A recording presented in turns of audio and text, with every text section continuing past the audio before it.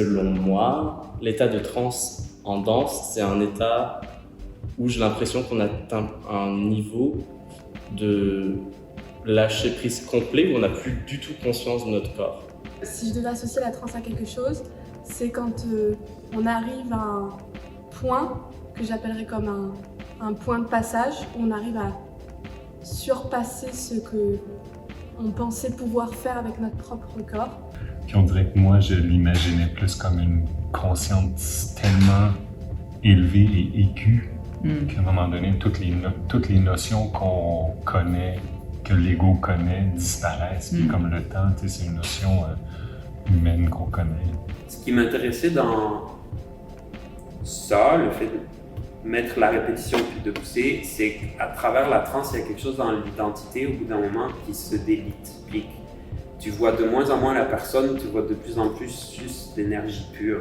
Ou ça nous amène, ou ça peut amener la personne dans un état altéré où la personne perd la conscience.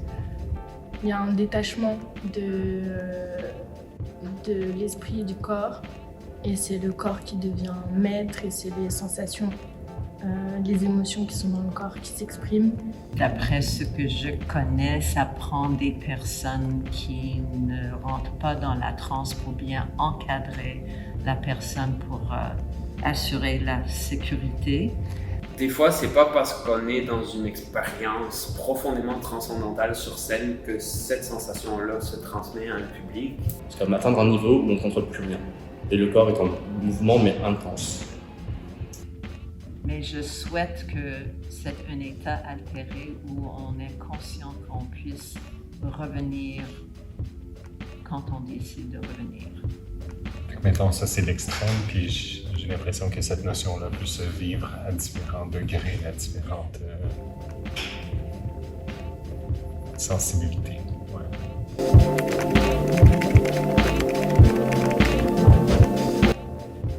Moi, non. Mais parce que c'est un peu quelque chose qu'on nous dit tout le temps qu'il ne faut pas aller chercher. Non. Je pense pas à la transe maximale. Comme le mot transe, je le trouve intense, mais si je pense à transe qui fait comme allusion à transition, à altérer le corps, la conscience, ben j'ai l'impression que la danse est une sorte de transcendance de qui je suis au quotidien vers, dans le cours de recherche, là, quand on touche à quelque chose d'autre puis je me laisse affecter par ça, ben, je me laisse transformer. Pour moi, il y a des genres de petites transes comme ça qui se produisent. Donc j'avais 17 ans et je sais que j'avais mis de la musique et j'ai commencé à danser et c'est comme si l'espace-temps s'était arrêté, mais vraiment. Et j'arrivais à faire des choses avec mon corps que moi-même je ne savais pas que j'étais capable de faire. Mais j'ai déjà vécu la transe souvent. L'état de transe dans une performance, comme par exemple avec La La La. On était tellement sursollicité par rapport à notre corps qu'il venait un moment donné où on était en transe. J'étais très essoufflé, puis là tout à coup, il y avait comme une transe qui rentrait, puis là j'étais plus essoufflé. Puis j'atteignais même un troisième souffle, puis là la transe était très intense, c'était profond, puis j'avais plus de douleur, je ressentais plus de stress ou d'essoufflement, c'était vraiment assez hallucinant. Je finissais le spectacle, puis j'avais 2 fois plus de souffle qu'au début du spectacle. Puis il y a un moment, en fait, on pense plus.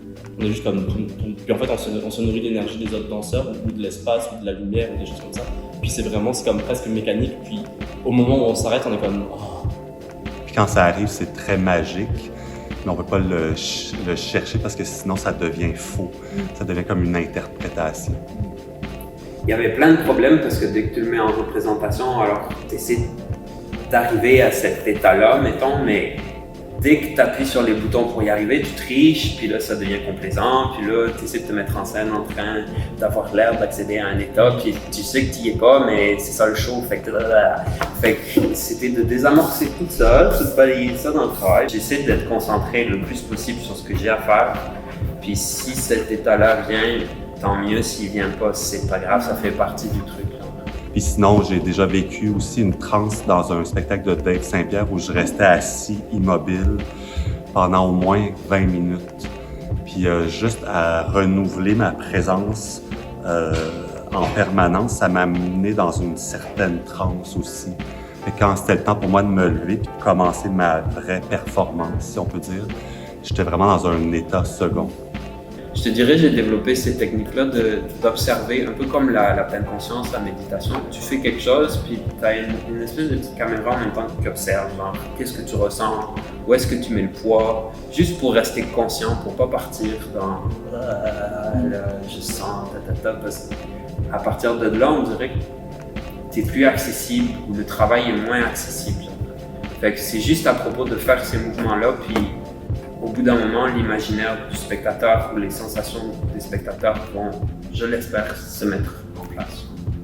Puis que dans la danse, des fois, ben, on y touche. Comme des petites bribes qui se déposent, des petits moments d'apnée, où il n'y a plus rien qui existe, qu'on se mélange au tout. C'est un voyage.